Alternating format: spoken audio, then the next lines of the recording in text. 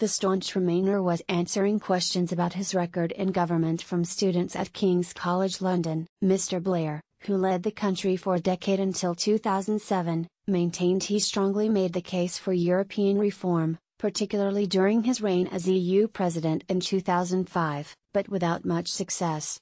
In my 10 years I defended it as much as I possibly could, but there is a serious point here.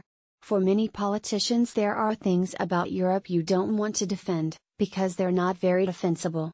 One of the things I did argue for very strongly, particularly when I had the presidency of the EU in 2005, was that Europe had to reform. Tony Blair said Europe must reform as he admitted struggles in protecting the bloc against Brexit. I think today Europe has to reform.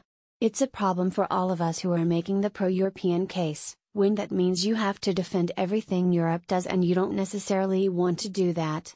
Believe me, compared with my predecessors and my successors, I was defending it pretty hard.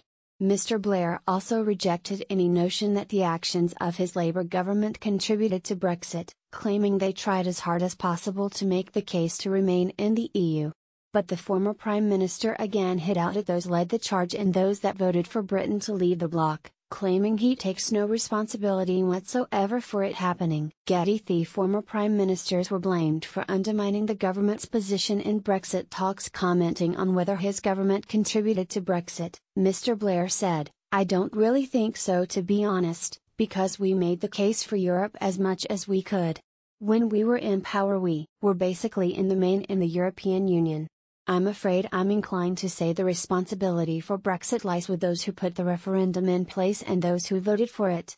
I don't think I should take responsibility for something I never thought was a good idea." Mr. Blair's comments come as he continues to receive criticism from multiple quarters, even fellow Remainers, about his extremely strong anti-Brexit views. The former Labour leader, who has repeatedly called for a second EU referendum, said he would not stop speaking out against the decision to leave the bloc, despite being branded as the most toxic brand in British politics by a BBC host during a fiery radio interview. The comments were made by George Parker of the Financial Times, who was hosting the BBC's The Week in Westminster, but Mr. Blair hit back and said he is free to speak and people are free to listen. Social activist and co-founder of non-profit organisation Daughters of Eve Nimquali had also urged her fellow Remainer to back off from the Brexit debate, blaming Mr. Blair and John Major for the undermined position of the UK government in the Brexit negotiations.